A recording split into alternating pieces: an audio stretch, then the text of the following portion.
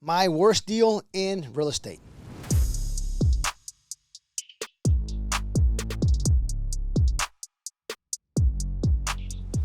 The reason it's actually my worst deal is because I had my worst deal and then my second and worst deal back to back.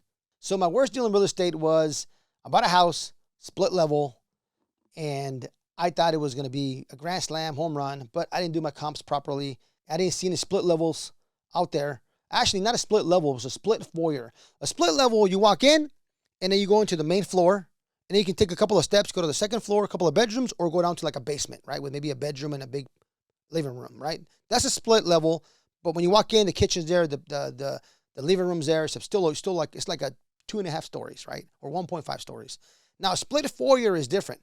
You walk in, there's a square, like 6x6 landing pad right there. And then you either go up or you go down. Okay. And that's it, right? So you don't walk into the house. You got to go up or down. That's a split foyer. And what I didn't understand is back then, 2014-ish, those weren't very popular. Okay. So I ended up doing some wrong comps, and I'm like, man, I'm going to make like 50, 60K on this flip. Man, I rehabbed it to the 9s. It was nice, nicest house in the neighborhood.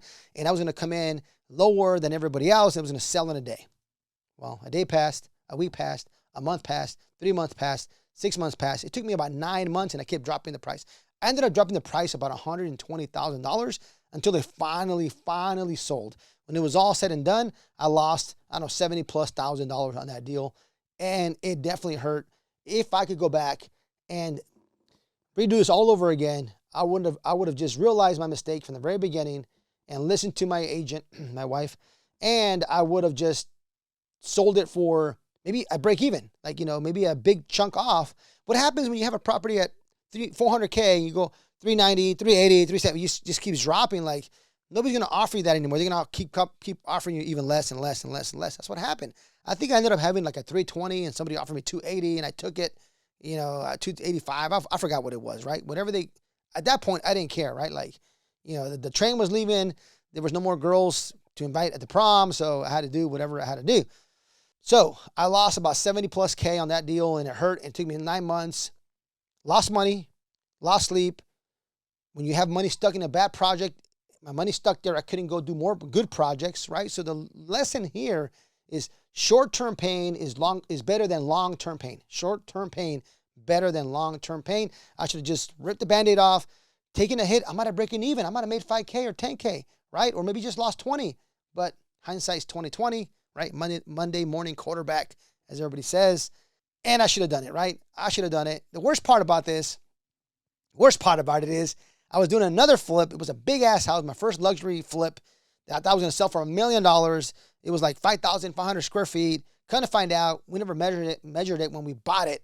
Okay, and it was like 800,000 square feet smaller. So that killed my after repair value, and they ended up selling it for like 640, something like that, 580, and I put 150K in it. That thing was a disaster. I also lost 70,000+. I think one of those I lost like 80+, and the other one like 70+. I don't want to think about it because my head's starting to hurt, and I'm not going to have a good dinner tonight, and I won't sleep. So really, technically, I lost about 150, 160K, and these were back-to-back closings. The other one, I had it also for about a year. Carry cost, money cost.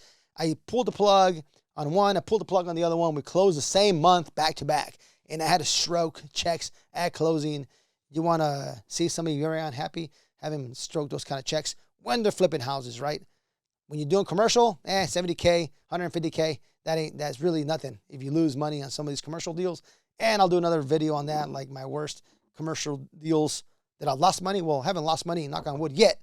But when I've gone out to purchase some and I didn't buy them, let's talk about how much money it cost me just even to do the due diligence and just to do all the whole process and then decide, hey, I don't want to buy it. That is not cheap either. It's pretty costly, and it's pretty expensive. So that's my worst deal in real estate. When I was a flipper, I basically lost about 150, 160K back to back.